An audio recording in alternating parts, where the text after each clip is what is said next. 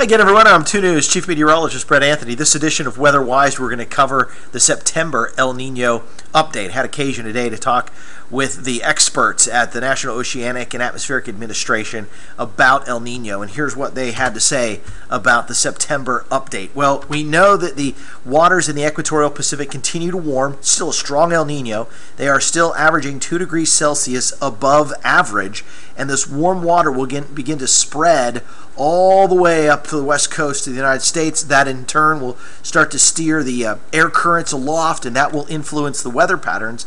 And one of the weather patterns that we see here in Oklahoma is a wetter flow across the Pacific that comes across the desert Southwest, across portions of Oklahoma, and down into Florida. At the same time, that results in some cooler weather. So historically, in the winter, we have cooler and wetter winters in Oklahoma. We'll see how this one sets up. So here's the El Nino update. At this point, it looks like the El Nino has a 95% chance of continuing through the winter before it starts to fade away in early spring. And this one at this point is third strongest. Last month it was second strongest, but here's what happened. The 87 El Nino got stronger, while this one has stayed about the same. So now this one ranks third strongest all time behind 1987 and 1998, but still a strong El Nino. In October, the National Oceanic and Atmospheric Administration, NOAA, will issue the winter outlook, and we'll have a better feel for how El Nino will influence and impact Oklahoma in the winter. But historically, here's what usually happens. At least the southwestern half of the state has a 40% chance of below average temperatures, while the northeastern part of the state has an equal chance of having either below or above average temperatures. So at least half the state could be cooler than average when it makes it to the wintertime.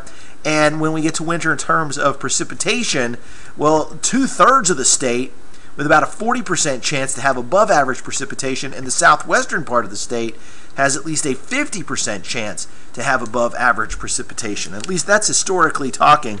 We'll see how things again set up, but for the most part, when you do have these El Nino episodes, just based on the research that they've done and the records that they have, this is how it's usually played out. All right, so again, October will be the update, and they'll have the official winter weather forecast at that time. I'll be issuing our winter weather forecast based on the LRC, the Lezak recurring cycle theory. That'll come out in November. Remember, that cycle starts setting up in October, and that will cycle through the month of October into November, and then that pattern will become established and will begin to repeat. Thanks for checking out this edition of Weather-Wise.